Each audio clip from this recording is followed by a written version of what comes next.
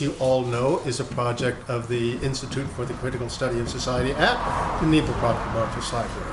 And what we are is a group of independent students, scholars, and activists. Some of us are members of disciplined groups, some of us are members of undisciplined groups, and some of us are simply interested Marxists or independents. But we all share a common commitment and respect for the work of Karl Marx and a belief that his work will remain as important for the class struggles of the future as they have been for the past. And I'm wearing a mask here, not of solidarity for any protesters in Hong Kong, but rather for medicinal purposes. I don't want to infect anybody, and I'm sure no one wants to be infected except by my very corrosive ideas, but we will pass on that. We're very fortunate today to have my good friend Jim Smith. We were partners in the Renewal Caucus, the Peace and Freedom Party, and we've all both gone on to greater things, I think. But at any rate, among his greater things are this book, Gentrifying Paradise, which he describes as a handbook. For fighting gentrification. For fighting gentrification. So we will, as usual, we're starting a little bit late, but I think we still have to get end at our usual time at 12:30, so we need to maintain discipline there. But we're having a meeting? But we are having a planning meeting at 12:45, so you're all welcome to join in the planning of this enterprise. We'll stop about halfway through and make a fund appeal, since, as you all know, in spite of our best efforts, we've gotten no money from the National Endowment of Humanity, the CIA, or Soros Foundation, so we are forced to rely on people who come. So, yeah. So Jim, it's all yours. Thank you, Gene. I'm glad you clarified the thing about your mask. I thought you had joined the Shining Path, but it's a pleasure to be here at the Institute for the Critical Study of Society, which I know mostly Gene's brainchild, I believe. This is available to you. Do you want me to hold that, or if you don't need it, then it's okay. well, I don't know. You can tell me. You're closer to it. Anyway, I've known Gene since he was the terror of Long Beach, and we were both worked in the California Faculty Association. I was a staff member, and he was one of the rabble-rousers, as usual. And then went on to the Peace and Freedom Party. So it's great being with a stalwart Marxist like Gene Rule, Professor Rule. Also, I'm happy to be here at the Nieby Proctor Library. I had the great pleasure of knowing Roscoe Proctor years ago, and he was a wonderful man and a fine Marxist. So it's very nice to see that the library has been built and honors his name. So a little bit about me. My name is Jim Smith, although it's more formal in the book, which is James R. Smith. It's still me. And my academic background is journalism, sociology, and political economy. I studied Marxism under E.K. Hunt, who's one of the, I think, foremost U.S. Marxists around at the University of California. And after that, I worked for 25 years as a union organizer and strategist in a variety of different unions, which gave me, I think, a complementary viewpoint of the working class from what I'd learned in academic classes. And after that, I was the editor and publisher of a local radical newspaper called the Venice Beach in Venice, California, and the surrounding area. And then I started writing books, so I've got a couple of them over there, but Gentrifying Paradise is, I guess, my magnus opus currently, and it's, I wrote it in order to help people understand how they could fight gentrification and how they could even win against gentrification. And it's based on a case history in Venice, California. Some of you may be of the age where you remember Levittown, which was the first kind of book like this, where the whole suburban phenomenon after World War II was focused on the town of Levittown, Pennsylvania. And that's been a common way of developing an understanding of a phenomenon, is to focus on how it plays out in a certain milieu, which in this case was Venice. But I think the lessons learned there apply to the entire epidemic of gentrification. There's hardly a city of any size that is not confronted with gentrification these days. And what gentrification is of course, the context of the talk today. I think it's probably a good place to start with this crowd is on a little higher level than some of my book talks.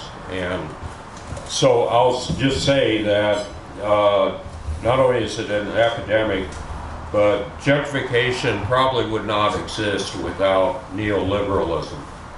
And I would define neoliberalism, we'll have plenty of time to talk about this a little later. I would define neoliberalism as the latest stage of capitalism, and hopefully the final stage of capitalism, because how much more we can endure of this is problematic. You know, there are millions of people in the streets, sleeping on sidewalks in wretched conditions that haven't been seen for 150, 200 years, and it's high time that we threw out the baby and the bathwater with capitalism and started a new humane society where yes, development would exist, but not gentrification. But the difference is development can be good, and it can be good if the people involved or who are in the area want it. Now, gentrification is just the opposite. It's something that is usually rolls over people, and they have no say, or they have a contrary say where they don't want gentrification. So this is something you should never do. Start a talk, and so, can you get anyway, that on your phone? You heard my tune, which is the International. That's impressive. Not just for this occasion. Yeah, no, I do that all the time. Some very strange places, actually. Today we have neoliberalism, which goes hand in hand with neoconservatism, which is kind of the foreign policy of the neoliberal outlook. My definition of neoliberalism is that it's the domination of finance capital over industrial capital. It began as the dominant strain of capitalism in the late 70s, pretty much. And in Los Angeles, which I'm more familiar with, but I think it's comparable to things that have gone on here. In a matter of a couple of years, we lost 4 major rubber plants that made tires and so on, which were Uniroyal, General, Firestone, and Goodyear, and thousands of workers, mostly black and Latino, were laid off and lost their good union jobs because of that. It was devastating in spite of fights to try to save those plants. What year? Around 77, 78, 79, that area, there was a profound shift, not only in Los Angeles, but all over the country, where even things like, you watch old movies, you can see what the world was like when industrial capitalism predominated over finance capital. And you had, the friendly, supposedly, owner of the local newspaper who was good at heart, and, according to the old movies, they were usually assholes, but they ran the paper and made all the decisions. And then with the development of finance capital, the newspaper industry, all those papers were bought up by Gannett, Knight Ridder, and more all the time, and they get bigger and bigger conglomerates. And the same thing happened in the rest of the industries that couldn't be moved.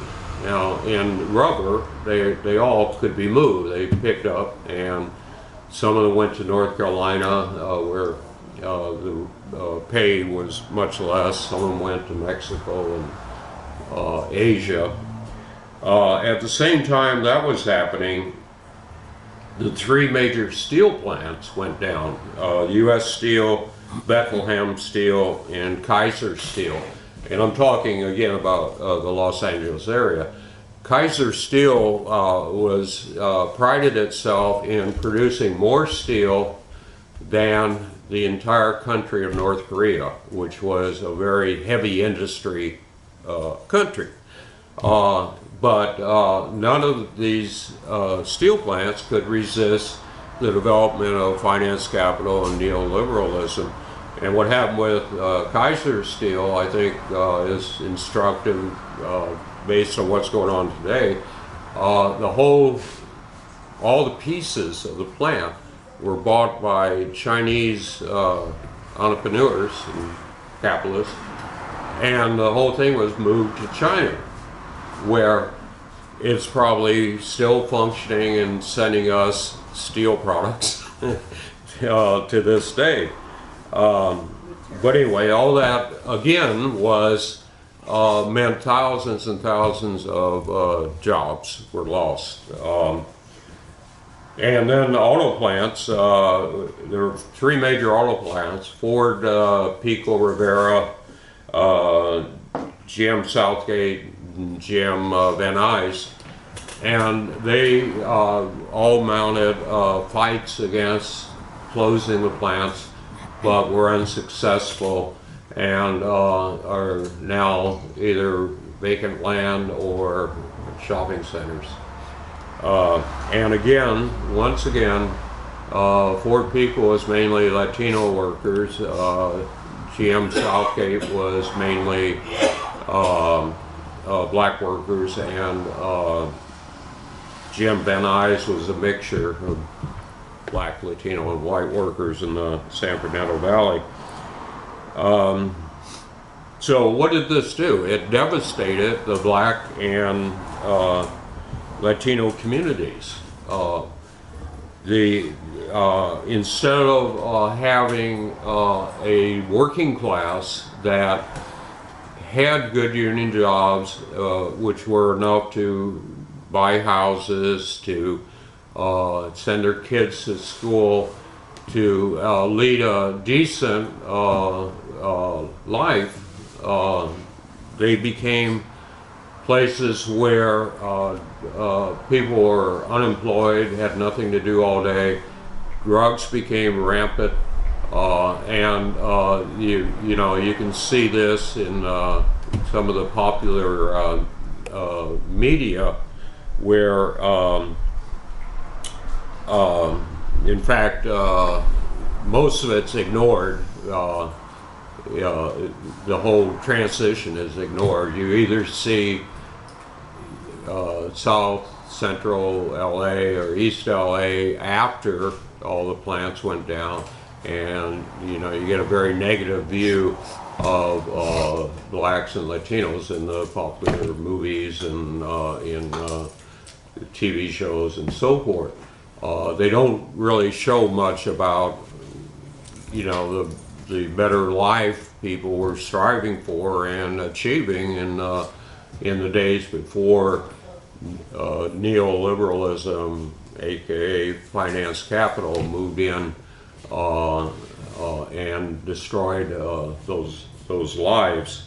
The only movie I've seen that really zeroed in on this transition was a comedy called Bulworth, which Bulworth, Oh, yeah. with Warren Beatty and Haley Berry who were in it, and they describe right there in public, what happened with the destruction of the union jobs and the development of the drug culture and so forth.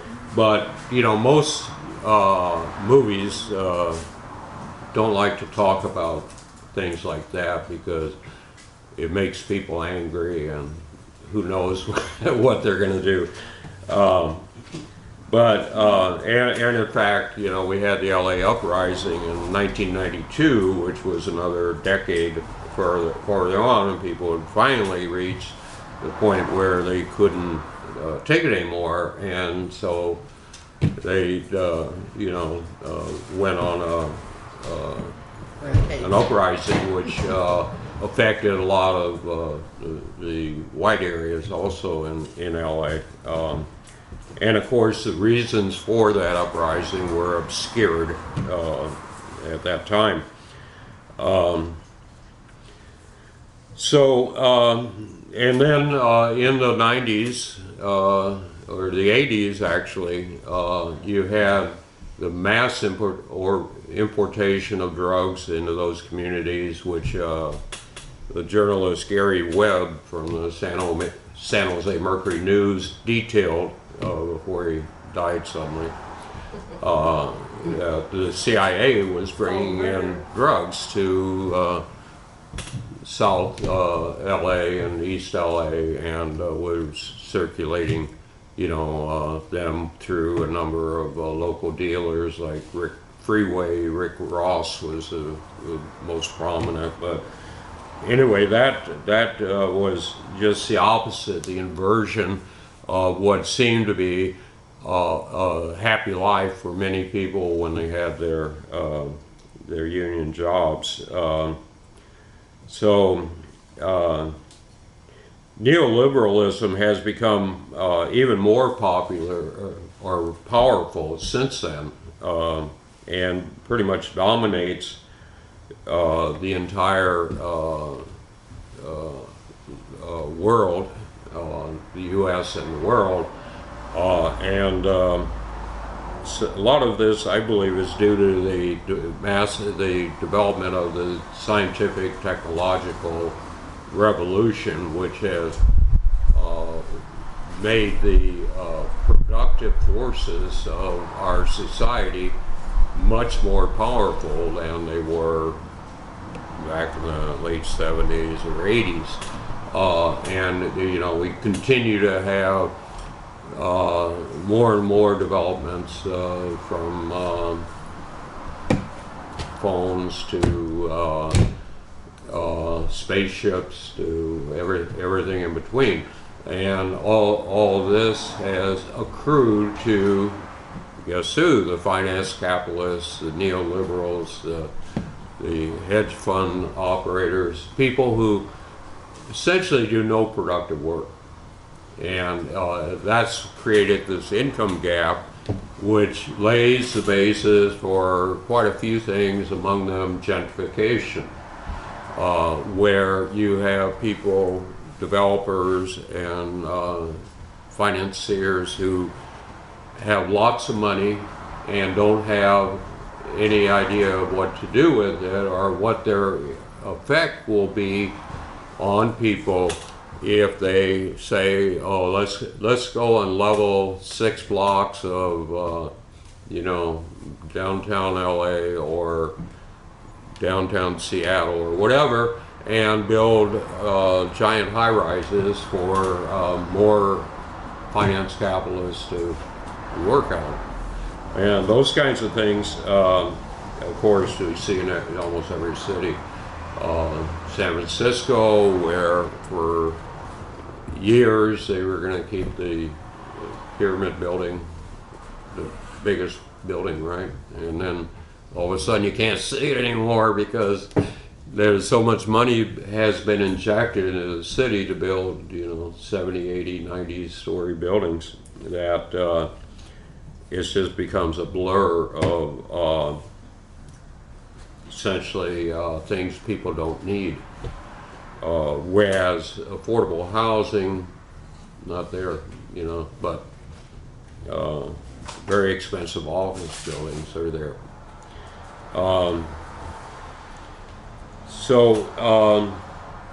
Neoconservatism, I think it should say something about that because that's a part and parcel of the forces driving gentrification. We've seen since we had the Vietnam earlier, but then since the 70s, we've had the Contras in Nicaragua, we've had Libya, Syria, Iraq, Afghanistan still going on, and there's more and more of that happening. Africa is becoming like a military base for the U.S. At a time when China is creating infrastructure. The U.S. sends in troops to fight wars or stir up wars in the poorest continent of the world. The multiple wars and covert actions have been constant since this, my timeline, which is the late 70s, and there's been virtually no break in military actions or secret intelligence actions or changeovers against the will of people in different countries, or bombings of people, which is devastating to countries which were kind of in the same position as unionized workers in this country, but because you have countries that were on their way to developing, more and more people-oriented achievements, but instead they have become war zones. And so of course you have, in those situations, you have terrorism, which you say is a natural reaction to being bombed. So that those people are being bombed by the U.S., so why should they not bomb the bombers? And instead, what happens here is we have a national security state, which goes part and parcel with the neoliberalism in this country.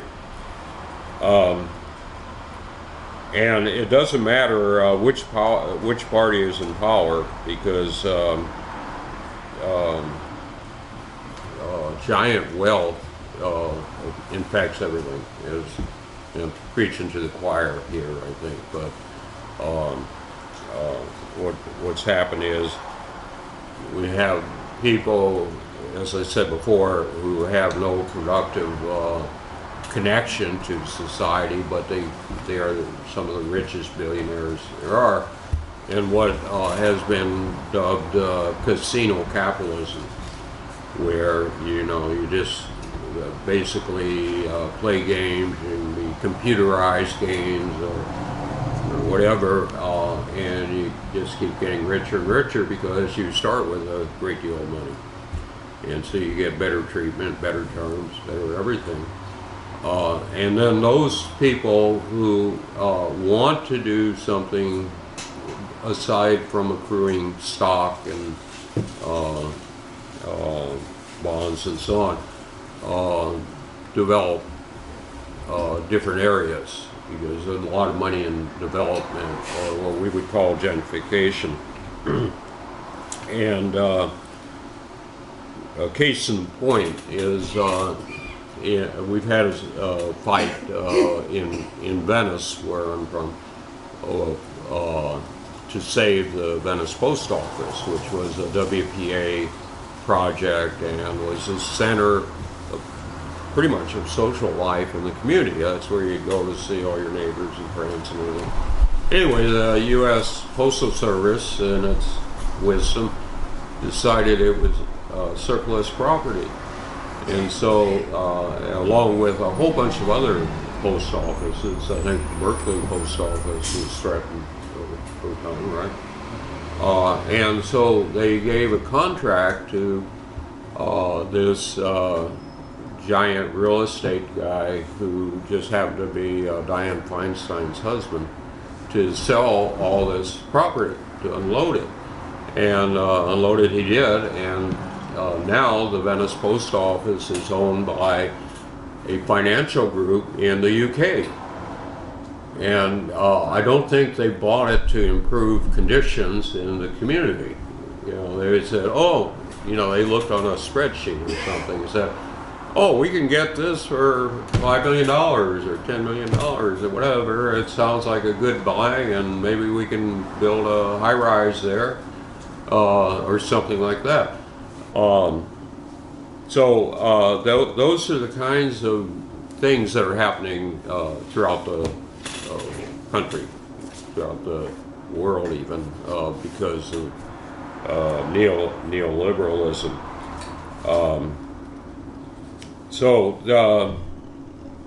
They have no desire, and this is one of the problems with neoliberalism and gentrification, is there's a disconnect, which I think all of you probably see, between the people with great wealth and the people with great needs, whether it's housing or food or the basics, medical care, or the basics of living a decent, happy life. Or I think having a wonderful life, as Norma would say. So that's one of the problems. So I want to, since I'm here with the book, I want to read just a little bit out of it about what are the necessary ingredients of gentrification.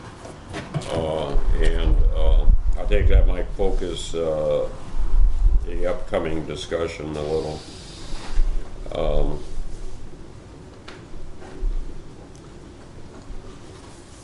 Let's see here.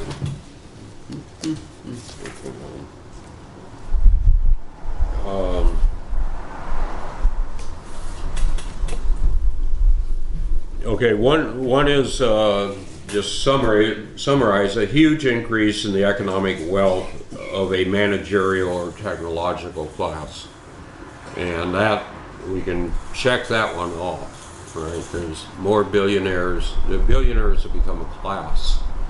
There was never a class of billionaires in the past. You might have had John D. Rockefeller, but he was a class all its own. But now you have hundreds or more billionaires in the U.S. A large income gap that separates the working class from the upper middle class. In addition to the billionaires, you have a modified trickle down, You know, it doesn't trickle down to the people who need it, but you have some trickle down to the managerial class, which is essentially the upper middle class that some people call yuppies or UMCs or whatever. And they have Sam, when you click it down, it's Now we have a seminar on what to do with the offering. Wait a minute, Okay. wait a minute. Just go ahead. I thought I hadn't mentioned America enough. You'll have to go to a presidential talk for that. It's high fire season right now. So anyway, there's this gap not only from the very rich to the very poor, but also from the upper middle class to the working class, which